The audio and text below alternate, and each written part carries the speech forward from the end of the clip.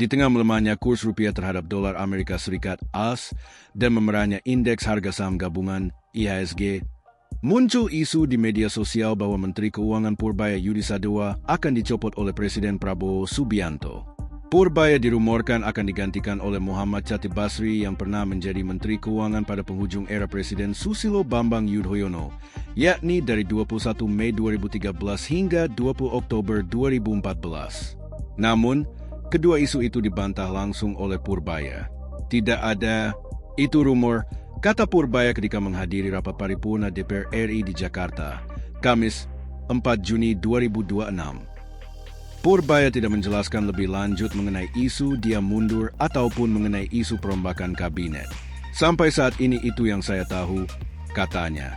Menteri Sekretaris Negara Prasetyo Hadi juga membantah bahwa Purbaya akan dicopot Presiden. Tidak ada rencana pergantian Menteri Keuangan, kata Prasetyo di Kompleks Istana Kepresidenan, Jakarta, Kamis. Prasetyo berkata pemerintahan Prabowo kini lebih mengedepankan penguatan koordinasi antar otoritas ekonomi guna menjaga stabilitas perekonomian nasional dibandingkan membahas isu pergantian pejabat. Pemerintah menaruh perhatian besar pada sinergi kebijakan antara Kementerian Keuangan, Bank Indonesia, BI, Otoritas Jasa Keuangan, OJK, serta Kementerian Koordinator Bidang Perekonomian. Reshuffle disebut perlu dilakukan. Sehubungan dengan isu Purbaya akan dicopot, Direktur Eksekutif Trias Politika Agung Baskoro mengatakan pasar saat ini sudah mengirimkan sinyal kuat bahwa pemerintah perlu membenahi kebijakan ekonomi. Dari kemarin, reshuffle baru menyentuh tim komunikasi Presiden. Otomatis karena dengan kondisi sekarang yang semakin pelik, menurut saya reshuffle memang harus segera dilakukan untuk membenahi kinerja tim ekonomi, kata Agung dalam acara Breaking News di Kompas TV, Jumat, 5 Juni 2026. Menurut Agung, jika kondisi ini dibiarkan, tidak hanya kurs rupiah yang akan terus menurun, tetapi IHSG akan makin merah dan menimbulkan dampak lainnya. Kita berharap ini bisa menjadi masukan kepada Presiden. Pasar itu objektif saja. Kalau bagus, otomatis kurs kita baik, IHSG kita pulih. Semacam itu maupun indikator makro lain, ujarnya menjelaskan.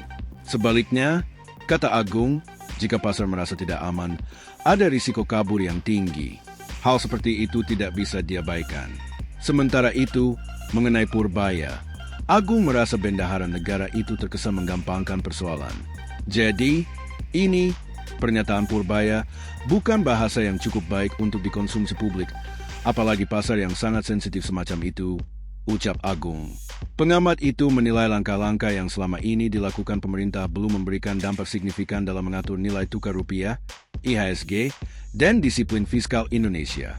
Jadi, saya berharap ini bisa menjadi masukan, arahan, apakah namanya reshuffle, apakah namanya reposisi.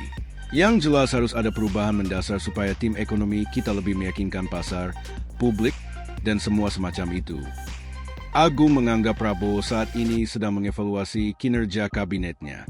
Dalam evaluasi itu, menurut Agung, harus dipastikan bahwa orang-orang yang akan menjabat nanti adalah orang yang benar-benar bisa membuktikan kemampuannya.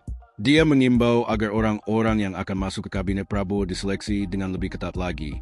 Bahkan tidak ada salahnya melibatkan kejaksaan dan KPK.